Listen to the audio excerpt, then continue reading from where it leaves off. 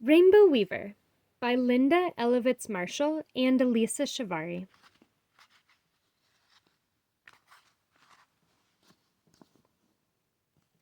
High in the mountains above Lake Atitlan, Ixchel watched her mother weave thread into fabric as beautiful as a rainbow. The fabric had blues as clear as the sky, reds as bright as the flowers, and yellows as golden as the corn. "Mama," Ixchel asked, "may I weave too?" Her mother shook her head. "Not now, Ixchel," she answered. "This cloth is for the market. If it brings a good price, it will help pay for your school and books." In and out, in and out, Ixchel's mother and neighbors wove on backstrap looms. They wove as their mothers, grandmothers, and great-grandmothers had done before them, as Mayan women had done for more than 2,000 years. After a while, Ixchel asked, "Mama, may I weave now?"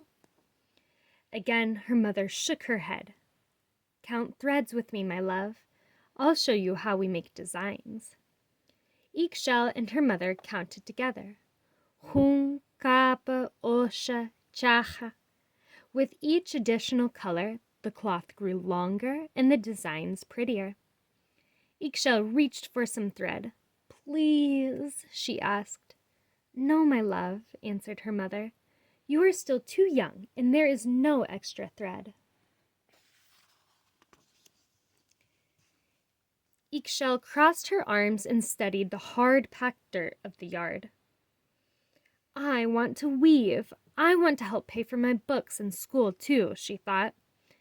But she didn't say anything. Instead, she walked towards the milpa, the field where the villagers planted corn, beans, and squash.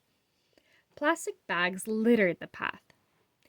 Day after day, more bags were tossed from windows of passing vehicles or discarded by people returning from market. No one could use all the bags, and there was nowhere to put them.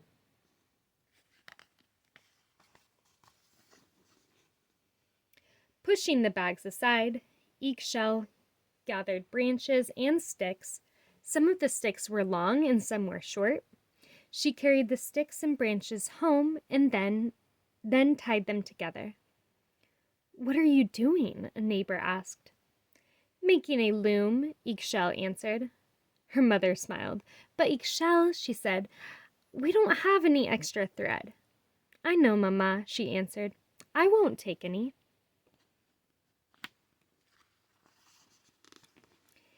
Ixchel tied one end of her loom to a tree. Then she gathered tall blades of pahong grass.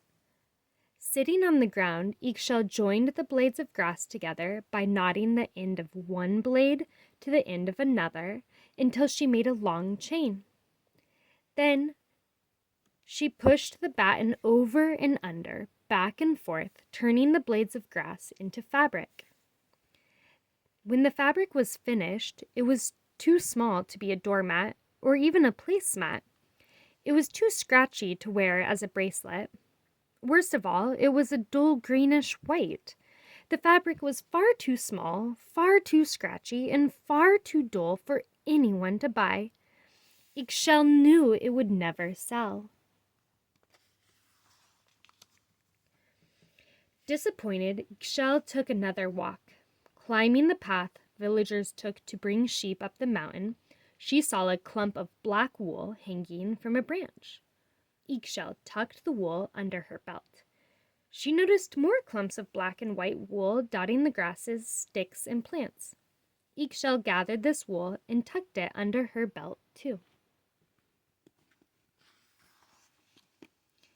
At home, Ixchel turned and twisted the wool, spinning it into a long, thick strand of yarn. Then, over and under, back and forth, she pushed the batten and wove the yarn into fabric. Ixchel looked at what she had woven. The fabric was thick and heavy. The colors were boring. Tiny pieces of grass and dirt were stuck in the fabric.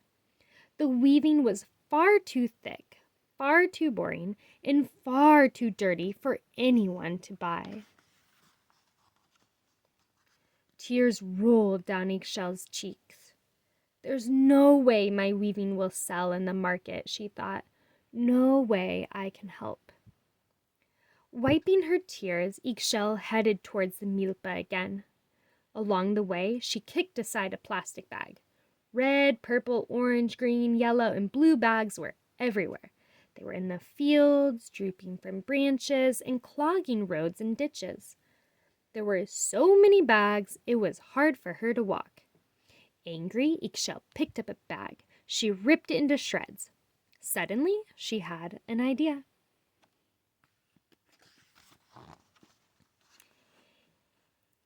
Ixchel gathered bag after colorful bag. She took the bags home, washed them, and hung them to dry. Now what are you doing? Another neighbor asked. Ixchel smiled. You'll see, she answered. By the next day, the bags were dry. Ixchel cut each bag into long, thin strips.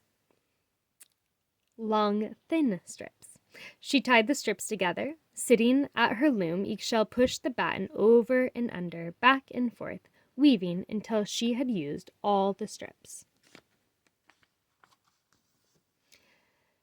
The fabric was short, but it was clean and colorful. It had blues as clear as the sky, reds as bright as the flowers, and yellows as golden as the corn. The fabric looked like a beautiful rainbow, almost as pretty as the weavings of her mother, grandmother, and great-grandmothers before her. Wondering what else she could make with the plastic bags, Ixchel headed back to the milpa. As she gathered more bags, the path looked cleaner and the countryside prettier. When Ixchel returned home, her mother and neighbors were waiting with colorful plastic bags. We saw what you were doing, said a neighbor. We wanted to help. And without the bags everywhere, our village looks pretty again, said another neighbor. Ixchel thanked them. Then she handed the weaving to her mother and said, My first rainbow. Her mother hugged her close. It's beautiful, my love, she said. Thank you, Mama, Ixchel said. But do you think it will sell? Let's take it to the market and see, said her mother. At the market the next day, Ixchel and her mother watched as people walked by the stalls. Finally, a woman stopped. She picked up Ixchel's weaving and asked, Did you make this? When Ixchel nodded, the woman smiled. Her weaving sold, and for a very good price.